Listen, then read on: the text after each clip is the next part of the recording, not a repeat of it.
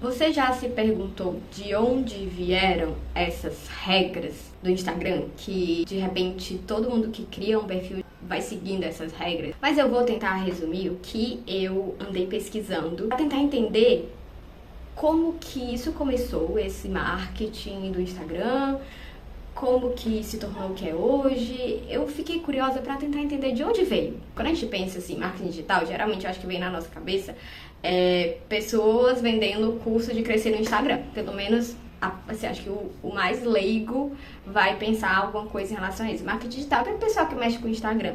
Mas, obviamente, a publicidade, o marketing, a propaganda existiu antes do Instagram.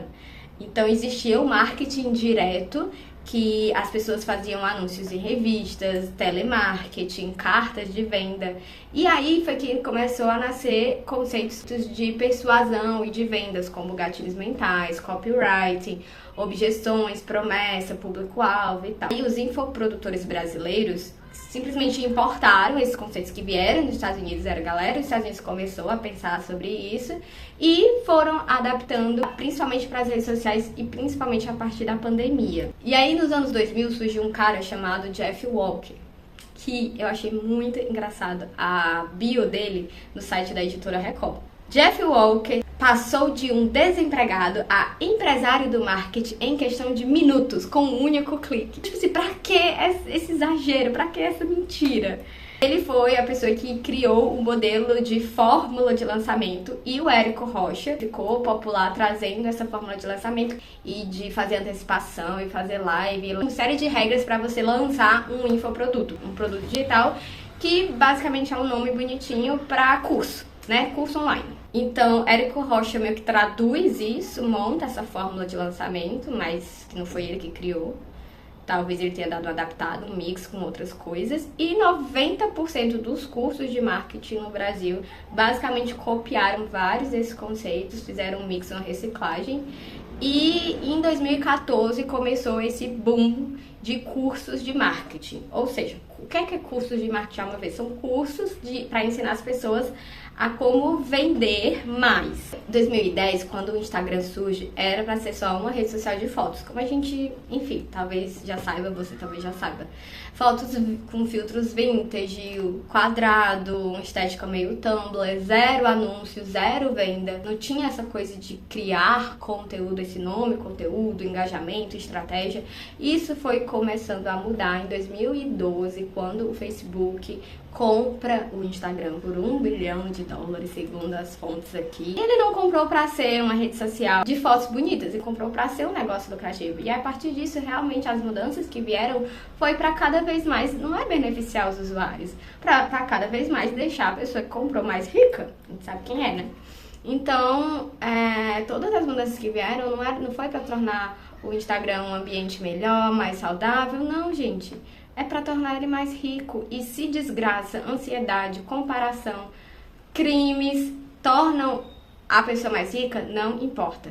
Já viu o vídeo do Felco que ele fala como que as redes sociais contribuem, ou pelo menos fazem vista grossa, não estão nem aí, para propagação de perfis de pedofilia. Então, assim, eles não estão nem aí. Não é para tornar um ambiente seguro. E aí, com a compra do Instagram pelo Facebook, o Mark Zuckerberg começou a ver esse potencial de tráfego, de dados, de publicidade, de profissionalização. O Instagram deixou de ser uma rede social de fotos para compartilhar coisas legais para ser uma rede de consumo, de negócio, de monetização, de dinheiro, de trabalho. Não é mais para mim uma coisa de diversão. Perdeu total a espontaneidade, qualquer coisa que poderia ter. Eu criei em 2016 um perfil de livros, mas pra mim era como se eu estivesse saindo do blog e indo pro Instagram. Eu achava que ia ser a mesma coisa, porque assim como os blogs existiam esses nichos, tipo tinha blog de música, blog de moda, blog de filme, tinha blog de tudo. Eu sempre fui muito eclética e muito múltipla, assim, muito multipotencial. Eu gosto muito de cinema, eu gosto muito de música, eu gosto muito de ler. Eu gosto muito de arte, então eu nunca consegui falar de um assunto só porque eu simplesmente gostava de falar. Eu sempre gostei de me comunicar, era uma pessoa faladeira. E vi na internet isso, né, podendo falar das coisas, expor as coisas que eu pensava, meus poemas, meus textos, minhas recomendações de livro. Mas tudo ficou atravessado quando isso se tornou um negócio um trabalho e tudo ficou muito enrijecido, cheio de regras, e eu comecei a perder aquela espontaneidade por causa de começar a ler sobre esse monte de regras e ver um outro movimento que não era simplesmente compartilhar. E aí, tipo, tudo bem, você quer transformar o seu Instagram num negócio, o seu blog num negócio, tudo bem, mas deixou de ser uma opção e foi surgindo um discurso de obrigatoriedade. E quem disser o contrário está querendo enganar alguém, porque não só eu, mas várias pessoas, amigos meus, outros artistas, em algum momento se sentiram essa pressão para criar conteúdo. Então, de onde veio isso? Se não de um intenso discurso que foi crescendo e se multiplicando e ficando mais e mais na boca de todo mundo, ao ponto de as pessoas só repetirem. Mas antes mesmo da pandemia, em 2018, 2019, já começa essa explosão de infoprodutos. O discurso era, você vai trabalhar menos se você criar um infoproduto, você vai precisar gravar só uma vez e depois ficar vendendo, rodando, como se não fosse um trabalho vender, que é justamente o de criar conteúdo, né? Aí todo mundo, né, tava ali, o neoliberalismo truando, todo mundo queria trabalhar menos, todo mundo estava cansado desse modelo de trabalho, mas ao invés de mudar a questão para a sociedade, buscar melhorias de trabalho para a sociedade, isso se torna um problema do indivíduo, que vai ser resolvido por outro indivíduo. Esse boom de curso de como crescer, como viralizar se tornar a coisa mais importante do universo, médicos, dentistas, advogados, escritores, professores começaram a se preocupar com métricas e análise e ter que saber sobre isso, quando essa não era nem a formação da pessoa, muito menos o desejo profissional da pessoa. Quando o Instagram se torna trabalho. Hoje em dia não é mais rede social pra mim, não é diversão. Eu não sei se eu consigo entrar no Instagram sem pensar que ele é como se eu estivesse entrando num trabalho. É como se eu estivesse trabalhando direto. Saio do meu trabalho CLT e se eu for pro Instagram eu vou pensar em postagem, pensar em mais trabalho. A pandemia se torna um divisor de águas porque todo mundo é obrigado a ir pro digital, muita gente perde emprego e no meio dessa catástrofe toda tem lá os bonitos vendendo a solução para os seus problemas. Aí todo mundo começa a ser convencido de que tem algo para ensinar, mesmo que não saiba ensinar nada, ou você não consegue mais olhar para as coisas que você sabe sem achar que você tem que vender. E aí tem um vídeo muito bom que a pessoa fala que o capitalismo destruiu os hobbies, né? Porque o capitalismo está no meio de tudo isso. Curso de criar conteúdo, curso de como vender com conteúdo, curso de crescer no Instagram, curso de ganhar dinheiro no Instagram, assim, bombou. Um monte de gente mudando o nome aqui e acolá para vender a mesma coisa. O que foi que veio com isso? Foi uma mentalidade meritocrática, neoliberal e ilusória, de que você é responsável pelo seu sucesso, unicamente você é responsável por sair da situação que você tá e você vai ser responsável por crescer ou não. Basta clicar aqui no link da bio. Eu vou lhe dar o caminho das pedras. Agora, se você escorregar no meio do caminho é porque você não soube andar direito. Não seguiu a minha instrução. É assim que todo mundo vende. 2021, 2023, o TikTok cresce mais e com isso vem os reels e aí a avacalhação tá feita. Recomendações de estranhos em vez de recomendações dos conteúdos dos seus amigos, formato de vídeo curto, estímulo constante ao crescimento, como crescer, todo mundo já entra querendo crescer, querendo viralizar e surgindo cada vez mais perfis com dicas infalíveis de como viralizar para ganhar dinheiro, tudo tipo assim, uma selva pra mim.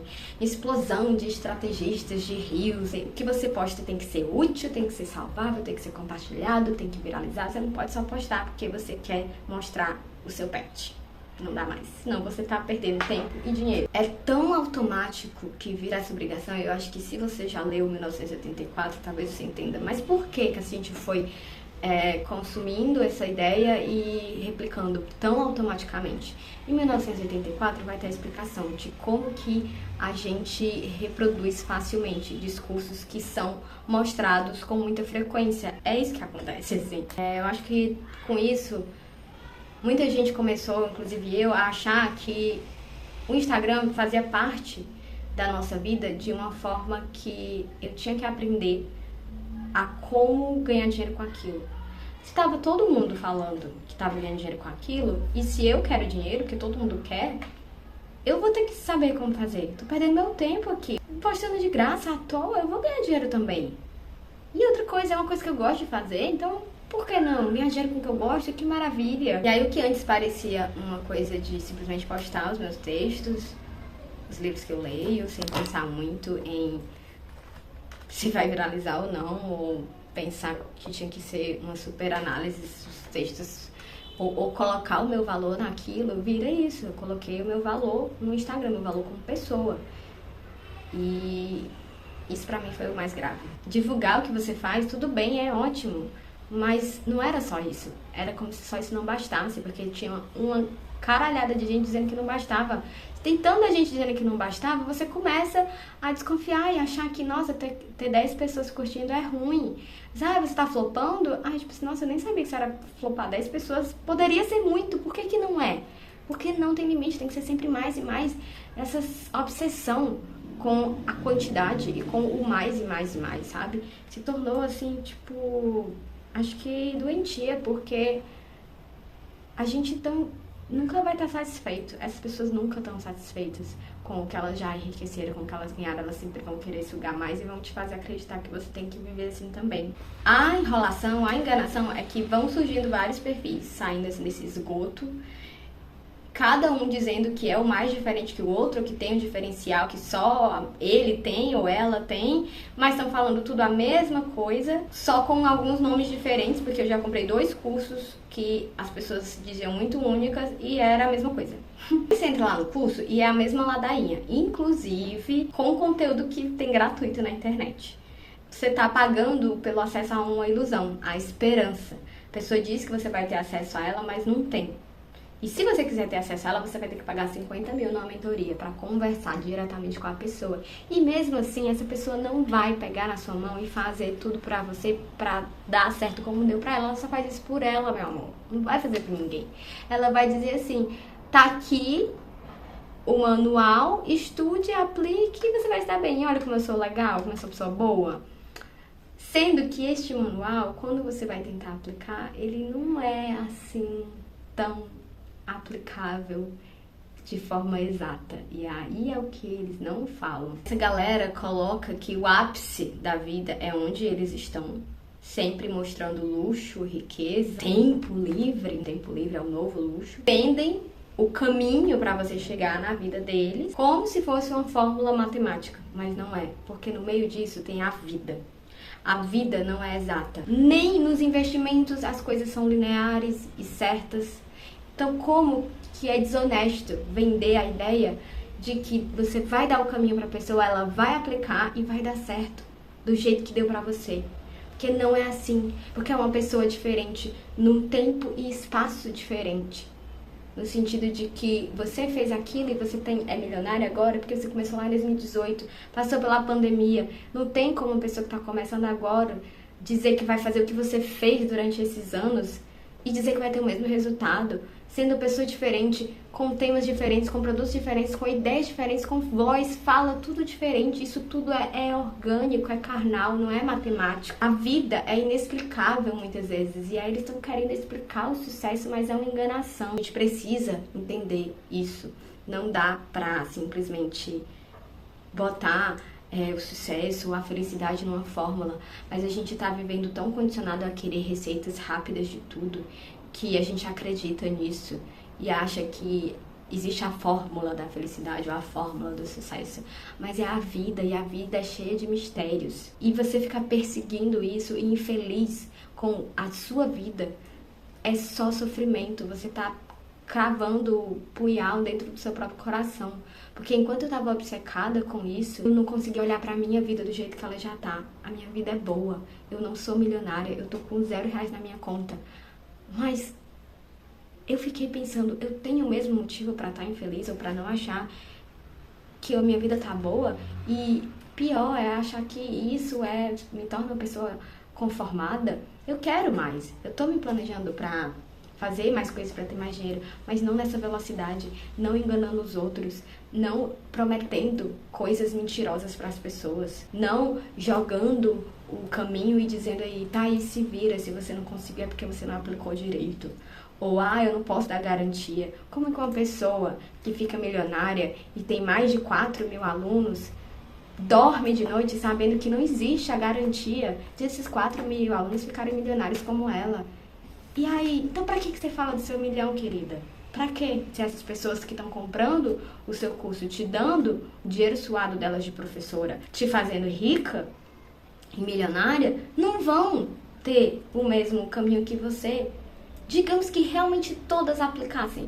Nem assim você vai poder garantir isso. Porque, como eu falei, são pessoas diferentes, com públicos diferentes, com produtos diferentes.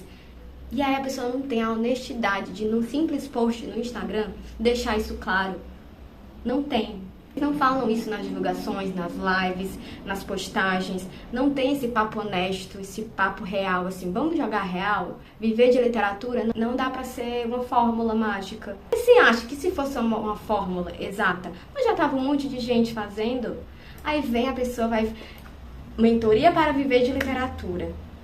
Gente, eles vendem essas regras de ouro como se fosse algo perfeitamente natural, uma evolução natural da humanidade. A gente foi evoluindo e chegou aqui. Vamos lá, como fazer a sua bio? Como fazer a sua foto? E, tipo, em nenhum momento não parece uma grande palhaçada, não, isso aí, não. Um grande ridículo, coisa ridícula, assim. Coisa assim, uma idiotice. E a pergunta que eu comecei a me fazer depois de ter tanta informação na minha cabeça e ficar tão saturada de coisa que eu tinha que fazer, isso, fazer, aquilo, fazer, meu Deus, agora isso aqui. Eu preciso mesmo disso? E aí eu parei, respirei, saí um pouco, me afastei pra pensar. Quando foi que eu me convenci que eu precisava disso? Quando foi que eu me convenci que eu só podia ser feliz com essa vida, com essa imagem de sucesso?